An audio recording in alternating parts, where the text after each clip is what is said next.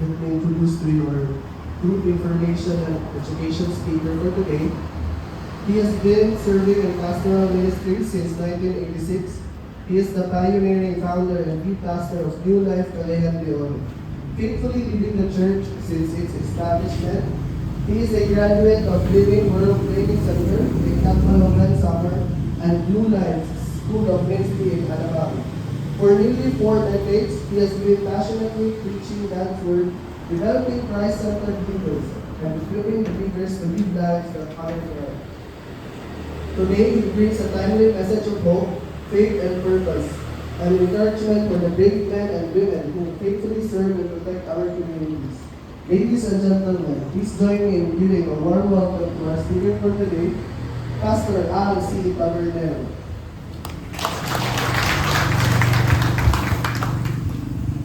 Good morning, everyone. Thank you so much for the invite. It is my honor to stand before you amongst the bravest and the courageous men and Region 10. Before I will share the word, I will not be preaching. I will be encouraging everyone. I will just say words, speak words that will inspire and encourage you, fulfill the duty that God has given to you. First of all, as a citizen of Cagayan de Oro, my family in the church, we would like to honor you and to thank you of your dedications and life that you have served. We see long shift and switch into the days where your own families wait at home while you answer the stranger's cries. Kasi buhan na pamigsoon. Sometimes nag-respond mo sa mga pagkinahanglan sa bang tao, ang iyong pamilya po nagulat, doon na magkauli mo kasi. Samtang mga tao nagpalayo sa kalayo sa aso, kamuhino ang gusto-gusto sa kalayo sa aso. So sa kabukang, I would like to encourage everyone. The message that I will be sharing to you this morning is standing in the fire, anchored in faith. Standing in the fire, anchored in faith. I will be sharing 4 points that I believe it will encourage you as you serve according to the duty that being entrusted to you. Number 1, always remind yourself that God is refuge, your refuge and your strength. God is your refuge and your strength. When heat rises and danger surrounds, God is closer than your equipment. He gives calm and chaos and safety even in the riskiest moment. That's why the Bible said, God is our refuge and strength and ever-present help in times of trouble. Sa inyong kapiligro sa inyong trabaho, tingali nasa butang mo sa in danger, but always remind yourself that God is our refuge, your refuge, and the very present help in times of needs and in times of dangers. Secondly, we need to understand that your service, I pray that this will really dig deeper into our hearts and in our mind as you serve, because your service reflects God's love. Your service reflects God's love. We know that the Bible said, love your neighbor as you love yourself. Jesus said, greater love has no one than this, that to lay down one's life for one's friend. Your job, your willingness to serve and protect, it mirrors God's heart. It mirrors God's love. Wala lang mo nagtrabaho, ikaw yung mga firefighters, but as you fulfill your duty, you are reflecting the love of God. Because the Word of God said, love your neighbors. And greater love has no one than this, like what you did and what you're doing. You lay down your life for the people. Sometimes maybe mga strangers, hindi yung pahinti, hindi yung dugo, pero you are there to give your life. Every rescue and every act of care is a living testimony of love in action through your life. Thirdly, He renews your strength daily. Whether we like it or not, kamuyan kita. Be tired, be weary, the long shift and heavy burdens can drain you. It will drain your body, it will drain your mind, it will drain your heart. But trust God to restore your body, mind, and spirit. You can keep standing firm. The Bible said, those who hope in the Lord, those who trust in the Lord, will renew their strength. They will soar on wings like eagles, and they will run and not grow weary.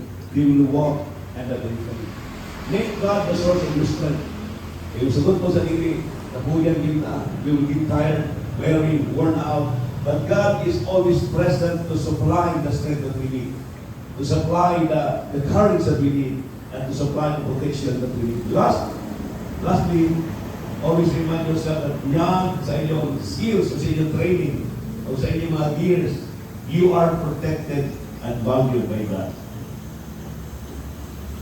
In Psalms 21 verse 11 it says, for He will command His angels concerning you to guard you in all your ways.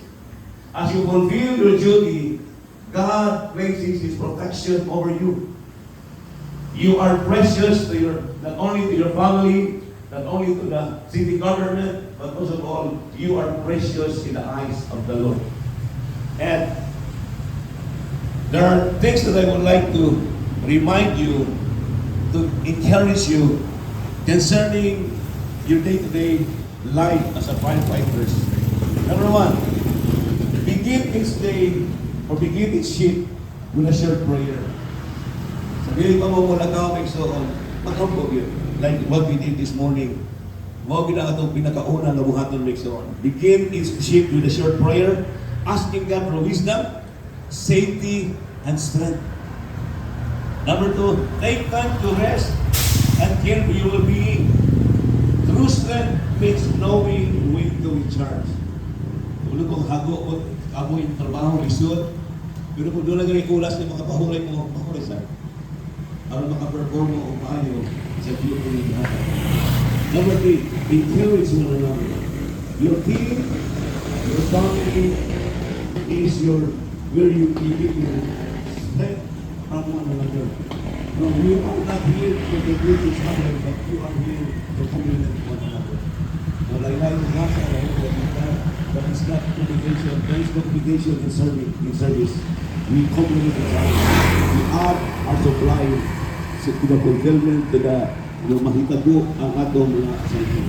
Last but not least, remember, your work matters greatly. Dili basta-basta ang iyong trabaho. Your work matters greatly, and God bring you home safely to your loved ones every single time. In the name of the Father, the Son, and the Holy Spirit. In Jesus' name, everyone will say, Amen. Thank you so much for the short time that you have given to me. I pray that it encourages you, it inspires you, that you are not forgotten, you are loved, you are protected, and you are precious, not only in the sight of your family, but even in the eyes of God Himself. Thank you so much, and God bless you more.